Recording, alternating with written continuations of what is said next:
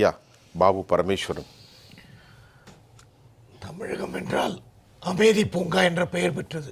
மெதுவாகவே பேசுங்க. இன்னைக்கு அமைதிங்கிறது எங்கே இருக்குன்னு தேடி அலைய வேண்டிய நிலைமைக்கு வந்துட்டோம். சரி, கடந்த 5 ஆண்டுகளில் நடைபெற்றுள்ள குற்றச்சம்பவங்களையும் குற்ற பின்னணிகளையும் பார்த்தீங்கன்னா போதை என்ற ஒரே ஒரு வஸ்து தான். அது என்ன பேர் வச்சு வேணாலும் கூப்பிடுங்க.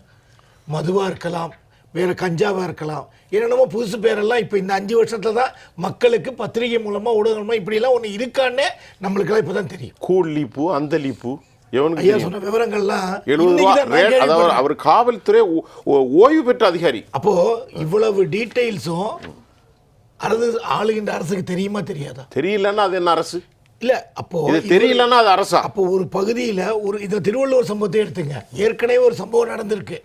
அந்த சம்பவம் நடந்து முடியறதுக்குள்ள அடுத்த சம்பவம்னா அப்போ அங்க என்ன நிலைமை? காவல்துறையின் கைகள் கட்டுப்பட்டு. ஒரு நிமிஷம் ஐயா பாக்கி ஐயா ராஜாராம் ராமன் சார் கேளுங்க.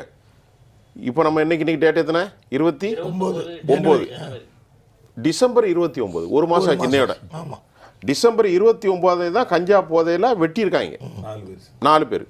சரி, இது நடந்தால் அந்த ஸ்டேஷன் எவ்வளோ பரபரப்பாக இருக்கும், அந்த ஊர் எவ்வளோ பயமாக இருக்கணும். அதே திருவள்ளூரில் டிசம்பர் 30 பக்கத்தில் திருத்தணியில் மது போதையிலேருந்து 2 பேர் அடுத்தவனை அடிச்சுட்டா.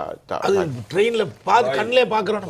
என்ன நாடு, என்ன தேசம்? அப்போ இவன் போதையில் தன்னுடைய தன்னிலை மறக்கிற அளவுக்கு போதை உட்கொள்றான். அப்போ அவ்வளோ அதுதான் போதை தான். அப்போ ஃப்ரீயாக கிடைக்குது. அவ்வளவு நடமாட்டங்கள்.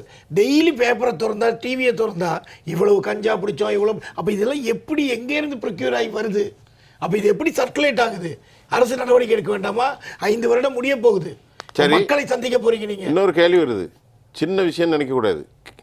ஸ்டான்லியில் எப்படி அந்த கஞ்சா விதை யாராவது ஒருத்தம் கொண்டு போட போய் தானே ஒரு மரம் முறைஞ்சிருக்கும் ராஜாராம் சார். ஆமா, எவனா உள்ள போயிருப்பான்ல. கஞ்சா முளைச்சு நிக்குது ஐயா. ஒரு தகவல், கஞ்சாவை பயன்படுத்தினப்போ அதுல இருந்து விதை இருந்திருக்கு. அந்த விதை அங்க விழுந்து அது முளைச்சு. அப்ப அங்க புழங்க ஏதோ செடி அங்க புழங்க இருக்காது. இல்ல ஒரு சொல்ல அங்க ஃபுல்லா 24 மணி நேரம் ஓடுது.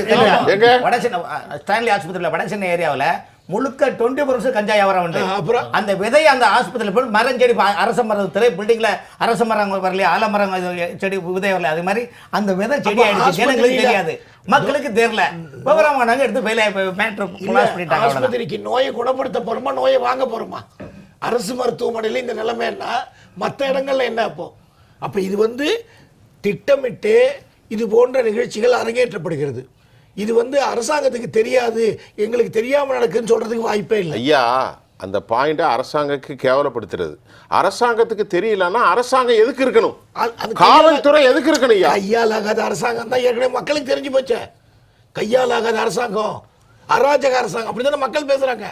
நம்ம விவாதம் பண்ணல, மக்களுடைய எண்ண ஓட்டங்களை தான் நம்ம இங்கே விவாதம் பண்றோம்.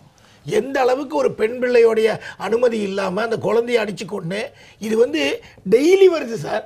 ஒரு நாள் 2 நாள் தான் பரவாயில்ல. இன்னைக்கு ஒன்று நடந்துச்சு, 6 மாதம் கழிச்சு ஒன்று நடந்துச்சுன்னா நிச்சயமா உடனே ஐயா பாகி சொன்ன மாதிரி ஏன் சட்டையில் இருக்கா, நீ சரி பண்ணுறேன்னு சொல்லி தான் நீ ஆட்சிக்கு வந்த. உன்னுடைய வாக்குறுதிகள் என்ன வேணா இருக்கட்டும், மக்களுடைய பாதுகாப்பே இல்லை. வீட்டுக்குள்ள கதவு பூட்டிட்டு இருந்தா உடைச்சு வாங்குறான்னு பாளையங்கோட்டை நிகழ்ச்சி. பாளையங்கோட்டையில் சவுத் இந்தியன் ஆக்ஸ்போர்டு கல்வியாளர்கள் கூடக்கூடிய அற்புதமான ஊர். அந்த ஊரில் வேட்டியை தூக்கி மூஞ்சில போட்டுட்டு ஆணும் பெண்ணும் வேலைக்கு போகிற வீட்டில் சுவர் ஏறி கொதித்து பயங்கரமாக நடக்குது. எதுவும் ஆக்சிடென்ட் எடுக்கப்படலை. செய்தி வந்திருக்கு, நம்ம கையில் இருக்கு. இதெல்லாம் நம்ம சினிமாவில் பார்த்தோம். தீரன் அதிகாரம் படத்தில் இந்த மாதிரிலாம் வடநாட்டில் வந்தாங்கன்னு. இப்போ தமிழ்நாடு தான் இதுக்கு எல்லாம் புகலிடமா இருக்கு. அப்போ சட்டம் ஒழுங்கை பற்றி கவலைப்படல. இல்லை, அண்ணனுக்கு மக்களுடைய பாதுகாப்பு மிக அத்தியாவசியமான ஒன்று. எந்த மாநிலத்திலேருந்து இங்கே வந்தாலும் வந்தாரை வாழ வைக்கும் தமிழகம். அவர்களுக்கு உயிர் பாதுகாப்பு இல்லை. அதாவது அவன் பொழப்ப தேடி இங்கே வரான், ஒருவேளை கஞ்சி குடிக்கணும் இங்கே வரான், அது தப்பு இல்லையே. அவனை போய் இப்படி கொடுமைப்படுத்தினா தமிழ்நாட்டுடைய நிலைமை இந்தியா அளவில் எந்த அளவுக்கு பேர் கெட்டு போகும்.